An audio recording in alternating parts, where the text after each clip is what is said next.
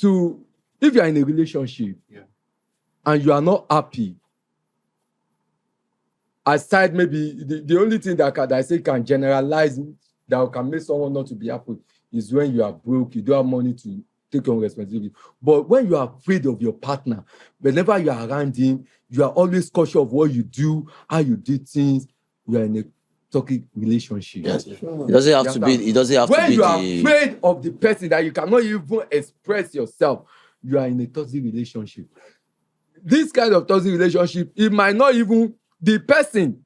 You might even be the victim, but you might be the person that make yourself to be a victim. Let me make reference to this girl. We were talking about her over the weekend. This Alaafin's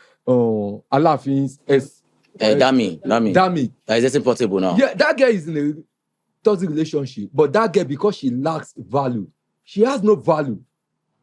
You understand? That is why she put herself in that position. Yoruba do make some proverb only omo lenle.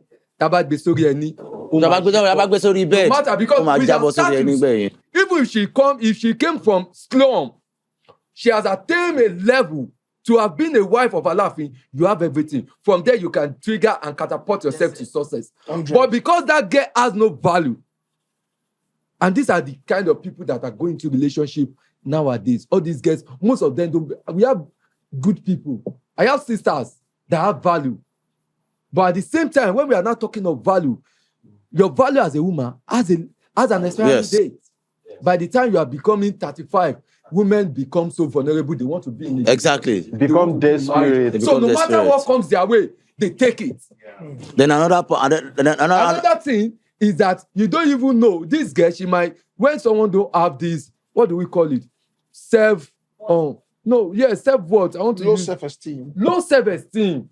If someone tell you are ugly, if you leave me, you can't even send it to me. Yes. If you have a self-esteem, that thing is going to stick in your brain. And it's going to affect. Exactly. Then another one, Abib. Another one is obsessiveness. If you are obsessed about somebody, if I'm obsessed about Kenny, and I feel like Kenny is the only girl I can marry, any girl or man, if you're obsessed with your about a particular gender, you are going to indirectly, knowingly and unknowingly, find yourself in a toxic. Kenny, I want to ask you a question before we go for break. Do you think that ladies most times ignore red flags because of the situation or because of the transactional nature of relationships that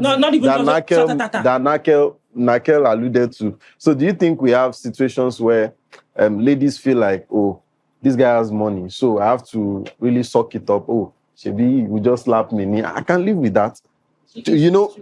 Do you think that happens a lot? And is it based on this reality that someone just died, someone was just butchered? Do you think that is something advisable? Do you think that it is fair on ladies to take that stance when you can obviously see that this thing is red, but in your mind you make it green? But it's not every lady. I feel like we are always pointing to that. It's every lady, every lady. It's not every lady. But the point about it is that, yes, you're totally right. Yes, a lot of people see those red flags, but they ignore. And I will say so because I still have someone that does the same thing. I still want to ask you about what red flag is to you. What toxicity is to you. What are the signs? Okay, but let me speak to this one. Okay. So